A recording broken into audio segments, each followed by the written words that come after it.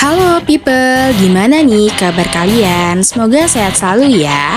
Di video kali ini kita akan bahas salah satu film yang baru saja rilis pada pertengahan tahun 2002 ini. Sebuah film dari Korea yang berjudul The Killer. Berbeda dari sebelumnya yang biasanya Reta Film menyajikan drama-drama Korea aja, dan pada kesempatan kali ini kita akan coba bahas film yang buat jiwa kita meronta-ronta. Penasaran? Yuk langsung aja kita ke filmnya. Cerita dimulai dengan memperlihatkan sepasang suami istri dengan sang suami yang bernama Bang Uigang dan juga istrinya yang bernama Yunsu. Bang ini sudah lama berkecimpung dalam bisnis real estate sehingga tidak heran kalau dia punya rumah yang besar dan mewah dengan beberapa fasilitasnya. 그래서 뭔데 부탁할 거. Di saat itu, Yunsu sang istri meminta izin kepada Bang untuk pergi liburan bersama temannya. Yang mana Bang juga diminta untuk menjaga anak gadis teman istrinya itu selama mereka pergi liburan. 얼마나 걸린다는데? 3주? Dan sebagai suami yang baik juga pria yang bertanggung jawab, Bang dengan senang hati mau mengantarkan istri dan temannya ke bandara. Sampai sini kita masih belum bisa melihat apa yang istimewa dari Bang kecuali hanya om-om kaya raya yang punya fasilitas dan istri yang cantik.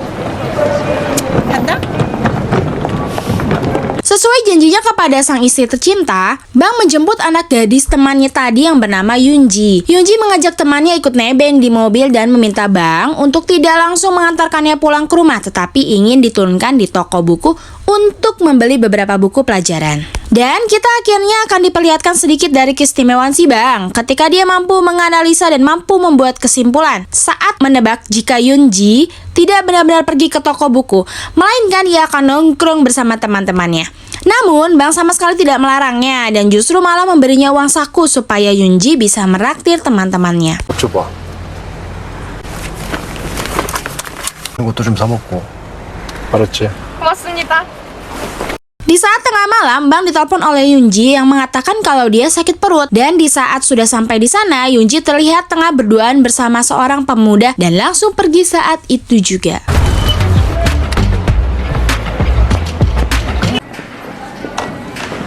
Yunji ini rupanya tidak benar-benar sakit perut, melainkan dia hanya ingin dijemput dan numpang di rumah Bang. Namun betapa menyebalkannya si Yunji ini saat dia malah menyuruh Bang untuk pulang karena dia baru mendapat WhatsApp temannya yang barusan untuk ikut bersamanya. 아저씨 먼저 들어가세요. 이제 가. 네. Saat akan pergi, Bang sempat melihat Yunji naik motor bersama dengan beberapa pemuda. Yang mana Yunji dibawa entah kemana dan Bang tidak peduli dengan hal tersebut. Gadis ini bernama Sung Yun. Dia seorang siswi yang bekerja sampingan sebagai seorang mucikari yang menjual adik-adik kelasnya kepada pria-pria hidung lereng. Yunji pun menyadari kalau ternyata dirinya sudah dibohongi. Dia pun tak terima diperlakukan seperti itu. Dia pun memberontak di mana saat Yun akan menamparnya tiba-tiba ada Bang yang muncul entah dari mana. Namun, jika kita putar sedikit ke belakang, ternyata saat Bang memasukkan beberapa lembar uang ke dalam dompet Yunji, rupanya ia diam-diam memasukkan sebuah alat pelacak yang bisa membuatnya tahu kemana dan di mana Yunji berada. Sehingga ketika melihat Yunji dibonceng oleh beberapa pemuda tadi, Bang diam-diam mengikutinya untuk memastikan Yunji baik-baik aja. Merasa punya banyak pasukan, Yun menyuruh anak buahnya untuk menghajar Bang, di mana kita lagi-lagi akan diperlihatkan sedikit dari kemampuan si Bang ini. Saat dia mampu menumbangkan mereka semua tanpa kesulitan dan tanpa keringat sedikit pun. Dan yang menarik adalah ketika Yun berhasil menusuk perutnya, Bang sama sekali tidak menunjukkan ekspresi kesakitan saat pisau itu menancap di perutnya. Sehingga bisa dipastikan jika Bang ini bukanlah orang sembarangan yang bisa dianggap remeh.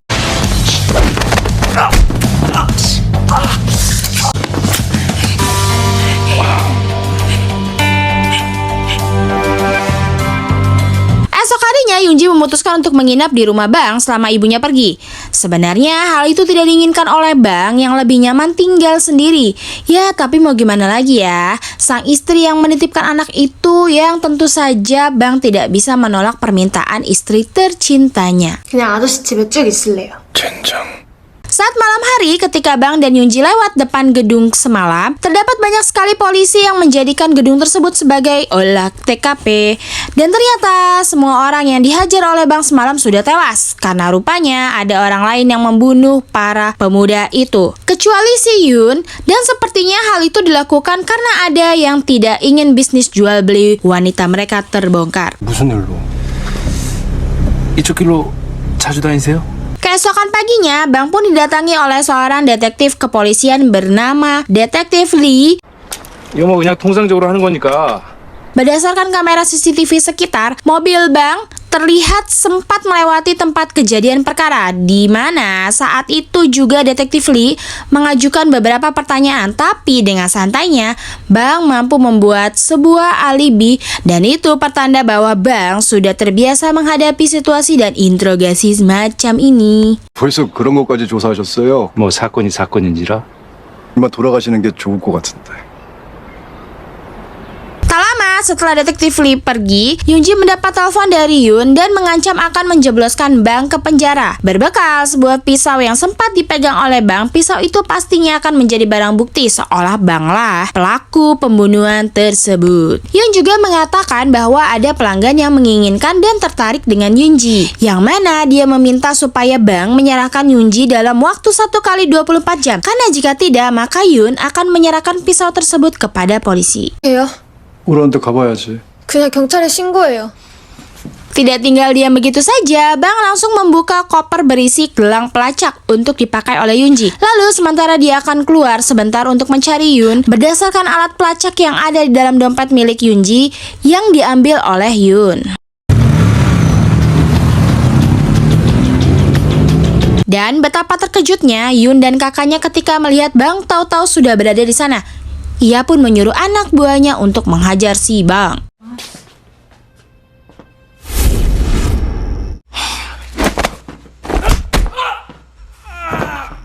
Ban pun berhasil mengintimidasi Yun dan si kakak untuk menyerahkan pisaunya. Lalu Bang dengan santainya melukai si anak buah dengan memukul kepalanya menggunakan botol. Bahkan menyayat tangannya menggunakan sebilah pisau. Karena panik dan merasa kalau Bang ini bukan orang sembarangan, akhirnya mereka pun menyerahkan pisau barang bukti tersebut dan berhasil kabur.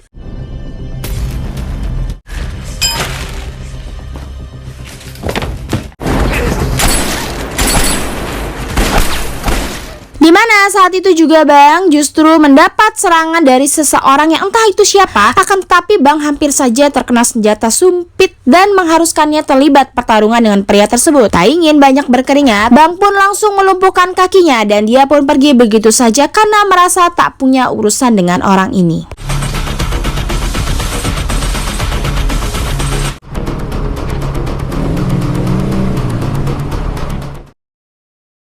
Setibanya di rumah, Bang menemukan rumahnya sudah dalam kondisi berantakan. Berikut dengan Yunji yang ternyata sudah diculik. Namun dengan gelang pelacak yang diberikan pada Yunji, tak sulit bagi Bang untuk menemukan lokasi di mana dia berada.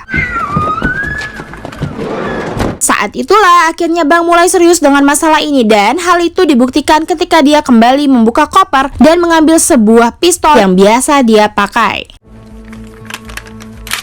Sesuai lokasi pada alat pelacakannya itu, Bang akhirnya sampai di markas tempat dikurungnya para gadis-gadis. Di saat itu juga Yun yang hampir kabur bersama kelompok mafia pun berhasil tertangkap lebih dulu. 어딨어?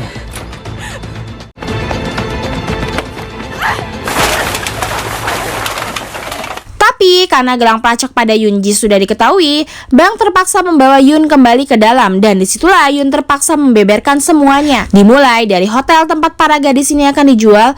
Berikut alasan kenapa mereka memilih siswi seperti Yun sebagai mucikarinya. Saat Bang bertanya apa nama hotel tempat para gadis itu dijual, Yun dengan angkuhnya enggan menjawab pertanyaan tersebut karena menganggap kalau Bang tidak akan berani menyakiti seorang wanita. Itu adalah kesalahan besar karena Bang dengan santainya menusuk paha Yun hingga hampir menembus arterinya, sehingga Yun akhirnya memberitahu nama hotel yang dimaksud.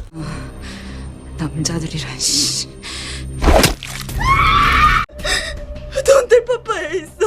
클럽이야. Beberapa Beberapa saat setelah Bang pergi, Detektif Lee dan anak buahnya pun tiba di TKP, di mana detektif menemukan Yun yang sudah dalam kondisi tewas karena sepertinya pihak mafia itu sudah membunuh Yun sesaat setelah Bang pergi agar supaya dia tidak memberikan keterangan lebih lanjut tentang kasus ini.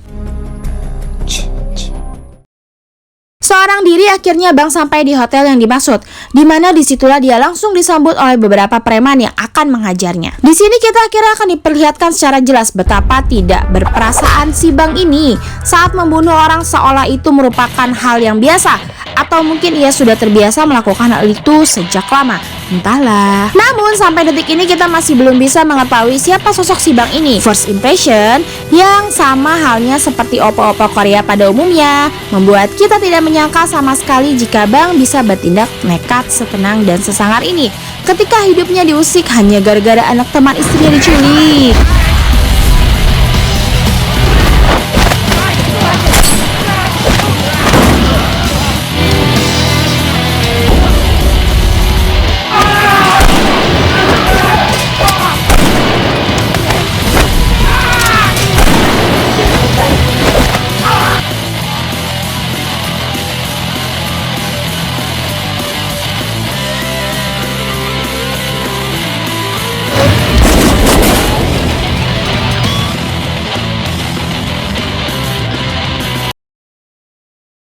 Setelah membantai habis semua di hotel itu, Bang sengaja menyisakan 3 orang ecek-ecek untuk dimintai keterangan. Di sini lagi-lagi kita akan melihat sikap Bang yang tidak bisa diajak kompromi ketika dia langsung membunuh satu persatu dari mereka yang lelet dalam memberikan informasi. 시킨대로 했을 뿐이에요. 왜? 잠시만요. 그 누가 알고 있는지도 알아요. 누구야?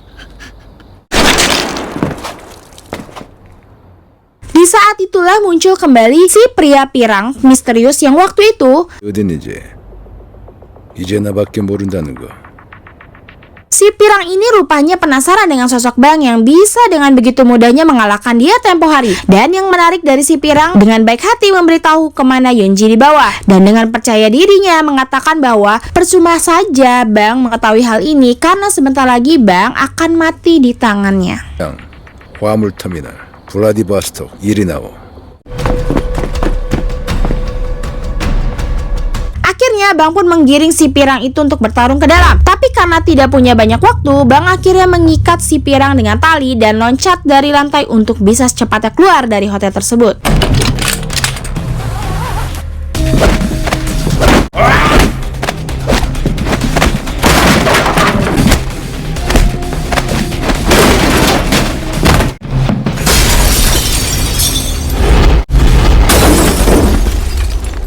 Tak diduga muncullah detektif Lee yang menodongkan senjata kepada Bang, di mana Bang dengan santainya merebut pistol di tangannya dan meminta untuk ikut ke pelabuhan tempat Yunji akan dibawa ke Rusia. 야? 이거 아주 위험한 새끼네. Sesampainya di pelabuhan, Bang langsung menabrakkan mobilnya ke sebuah mobil yang akan membawa Yunji.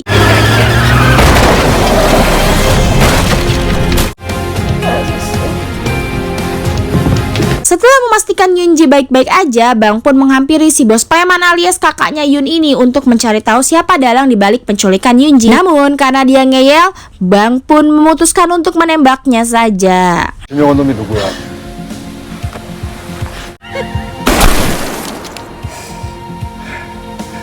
Dan satu hal lagi yang membuat kita terkejut saat mengetahui jika detektif Lee ini merupakan seorang oknum penegak hukum yang korup, di mana Bang yang sadar akan hal itu pun membuat kesepakatan dengannya supaya mau membereskan kekacauan ini dan membersihkan namanya dalam kasus ini. Sebagai balasannya, Bang akan tutup mulut atas uang suap dan hubungannya dengan kelompok mafia ini. 이거는 지금 나한테 있어. 조만간 연락할게. Yunji dan Bang pun dirawat di rumah sakit berkat bantuan detektif Lee yang menjadikan mereka berdua sebagai korban. Ternyata Lee masih penasaran dengan bagaimana Bang bisa mengetahui kalau dirinya mendapat uang suap dan terlibat dengan kasus ini. Setelah dijelaskan, dia cukup kagum ketika Bang menyadari hal itu saat terjatuh dari hotel lalu melihat mayat Yun di dalam bagasi mobilnya. Dan hal itu pastinya dilakukan untuk melenyapkan barang bukti. 굳이 왜 시체를 가지고 모텔까지 갔을까? 점박이는 그 붙잡힌 여자애가 경찰. Karena bank yang terlanjur terlibat dalam masalah ini pun harus membereskan semuanya sampai tuntas. Bank pun harus mendapatkan orang yang menjadi dalang di balik penculikan Yunji, di mana si detektif mengatakan bahwa ini ada hubungannya dengan mafia Rusia. Lalu bank menawarinya bayaran untuk mencari informasi selanjutnya untuk mendapatkan otak di balik ini semua. 하지 마. 우리가 합리적으로 풀어볼 수도 있잖아. 윤지 지명한 새끼 찾는 거. Malamnya, Bang ditelepon oleh sang istri tercinta untuk bertanya kabar dirinya dan Yunji. Bang mengaku semuanya masih baik-baik aja supaya istrinya itu tidak khawatir dan bisa liburan dengan tenang. Terlepas dari aksinya selama ini dan masa lalu Bang yang masih menjadi misteri, Bang nampaknya sangat sayang sekali kepada sang istri. Karena hal itu juga menjadi alasan kuat kenapa Bang sangat ingin menuntaskan masalah ini secepat mungkin. Karena jika tidak dibereskan sekarang, para mafia itu tentu tidak akan tinggal diam dan pastinya akan mencari pelaku yang telah membantai antek-antek dan bisnisnya. Sehingga daripada membahayakan sang istri untuk kedepannya, Bang memilih untuk menyelesaikan masalah ini sampai ke akar-akarnya. 잃어버릴까봐.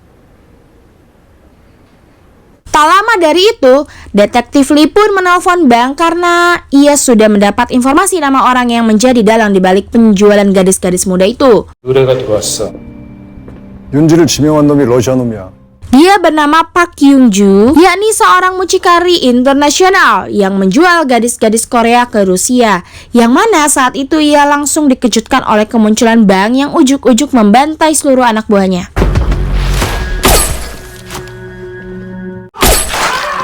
Ketika Bang meminta Park untuk menjelaskan semuanya, Park menolak dengan alasan Bang tetap akan membunuhnya. Tetapi Bang rupanya bukan psikopat yang asal bunuh aja tanpa alasan yang jelas. Karena jika informasi yang diberikan Park benar dan akurat, Bang akan memberinya kesempatan untuk tetap hidup. 있잖아. 그냥 반사라는 것만. Park pun akhirnya menjelaskan bagaimana bisnis ini bekerja. Dimulai dengan mencarikan ABG yang sesuai kriteria pelanggan. Dan saat itu juga Park akan memoles para ABG ini untuk diekspor ke Rusia dan akan menjadi santapan para pria hidung belang. Dan faktanya Park sama sekali bukan kelompok mafia dan tak ada hubungannya dengan mafia manapun. Dan alasan kenapa usahanya selalu aman adalah karena dilindungi oleh seseorang yang penting, yakni seorang hakim atau pejabat paling terkenal di Korea yang selalu membantunya membereskan setiap masalah. 다양한 냄비들 먹고 싶어하는 고객들은 존나 늘어나지. 할 수 있어. 콜. Setelah melenyapkan Park dan anak buahnya, Bang pun menghubungi seseorang dari departemen pembersih yang bertugas untuk membersihkan TKP dan membereskan semua mayat dengan sangat rapi. Layaknya mantan seorang pembunuh profesional yang memiliki akses apapun di dalam aksinya, kemungkinan besar Bang ini adalah seorang pembunuh bayaran yang sudah insyaf dan memiliki hidup normal. 아, 당신이야말로 은퇴했다는 소리를 들었는데 조만간 연락할게. Tak hanya memiliki akses ke departemen pembersih, Bang juga punya akses ke seorang ahli senjata yang memiliki berbagai senjata api. Di mana Bang meminta sebuah senjata api berjenis sniper rifle berikut dengan peredamnya. M200. 그리고 라이플 소음기도. Malam harinya, si detektif Lee itu akhirnya berhasil mendapatkan informasi terkait hakim yang dimaksud, di mana hakim tersebut merupakan kepala kejaksaan yang mana dia berasal dari keluarga cukup berpengaruh dan berkuasa. Sehingga si detektif korup ini rada pesimis jika Bang bisa menyelidiki hakim tersebut. 거물은 왜 알아보라고 한 건데 짜증나게.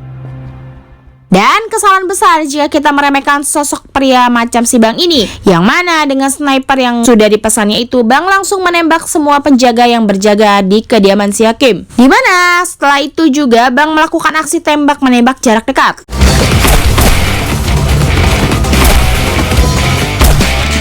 보리스. 어디죠? Lalu, Bang kembali harus berhadapan dengan si pria pirang alias pengawal pribadinya si hakim, di mana detektif Lee juga muncul di sana untuk membantu Bang dalam aksi baku tembak tersebut. Dan 내려.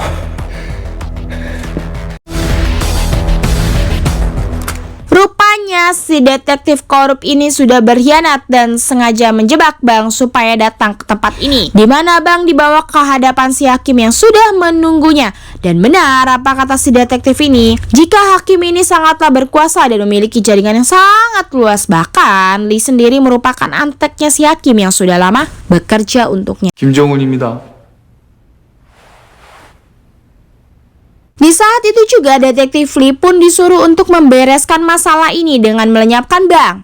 Bang pun dibawa ke ruangan lain sementara si hakim akan bersenang-senang.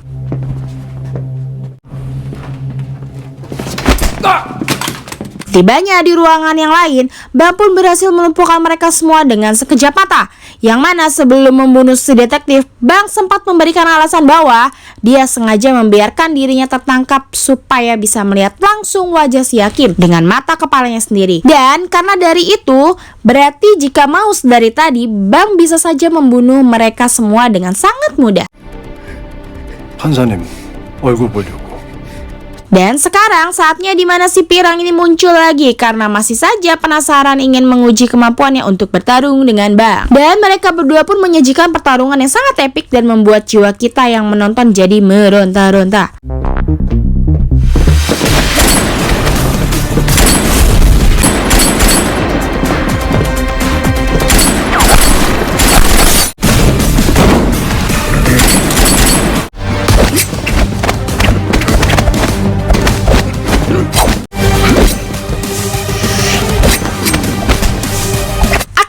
Sepertinya sudah bisa kita tebak jika si pirang ini jelas tidak punya kesempatan untuk menang dari seorang Bang yang memiliki kemampuan dalam level yang berbeda. Dan dari situlah si pirang akan menghirup oksigen untuk yang terakhir kalinya.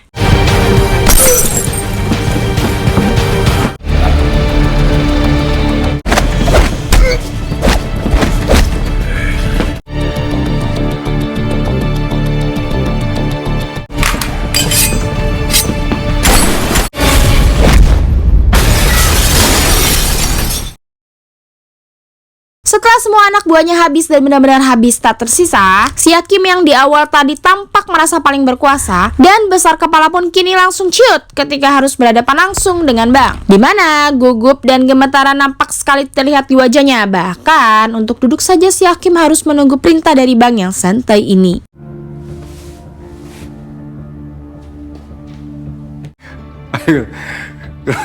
그러잖아 여기는 관리 누가 Sempat menawari Bang dengan uang dan kekuasaan, namun Bang tidak tertarik sama sekali akan hal itu. Bang justru bertanya kepada si hakim tentang kenapa dia sangat menginginkan Yunji sampai menyuruh orang untuk menculiknya. Di saat itu juga si hakim akhirnya mengungkap sebuah fakta mengejutkan bahwa dirinya sudah lama membooking si Yunji ini, bukan dari mucikarinya atau siapapun, akan tetapi dari ibunya si Yunji sendiri yang saat ini sedang liburan bersama istrinya si Bang. Rupanya dia bukanlah ibu kandung Yunji, melainkan ibu angkatnya yang memiliki profesi gelap sebagai mucikari atau mami-mami yang bekerja untuk orang-orang besar atau penjabat seperti si hakim ini. 뒤집어 씌우고 깔끔하게 마무리하자. 여자 장사를 하는 년이었는데 미성년자 성매매로 잡히니까 쥐가 먼저 나한테 Dikira akan dibiarkan hidup, si hakim pun ikut tertawa ketika Bang tertawa. Bahkan dia ikut berdiri ketika Bang mulai berdiri. Dan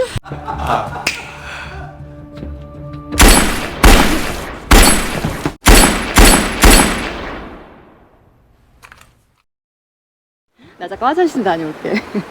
언니 그럼 나 받아보고 있어. 그래. setelah mengetahui tentang ibu Yunji yang ternyata jahat, Bang langsung terbang keluar kota dan diam-diam menemuinya. Di saat tidak sedang bersama istrinya, Bang pun menanyakan alasan kenapa dia bisa berteman dengan istrinya itu dan mengajaknya liburan keluar kota. Ternyata si ibu ini sengaja mendekati Hyunsu setelah mengetahui jika suaminya adalah orang kaya, yang berarti dia hanya ingin memanfaatkan istrinya Bang hanya karena kekayaannya. 와이프한테 접근한 이유가 뭘까?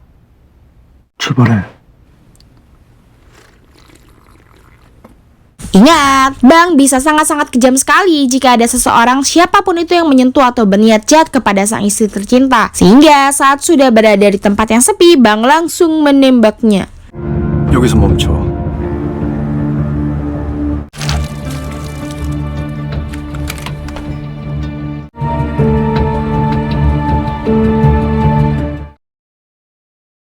Setelah semuanya selesai, dibalik semua aksi yang Bang lakukan, bisa kita lihat semata-mata karena Bang sangat sayang kepada istrinya. Hanya karena anak orang lain yang dititipkan oleh istrinya saja, Bang sampai sebegitunya dalam menjaganya. Nah, coba kalian bayangin ya, kalau hal ini terjadi kepada istrinya sendiri, hal sebrutal dan aksi yang totalitas seperti apa lagi yang akan Bang lakukan untuk istrinya itu.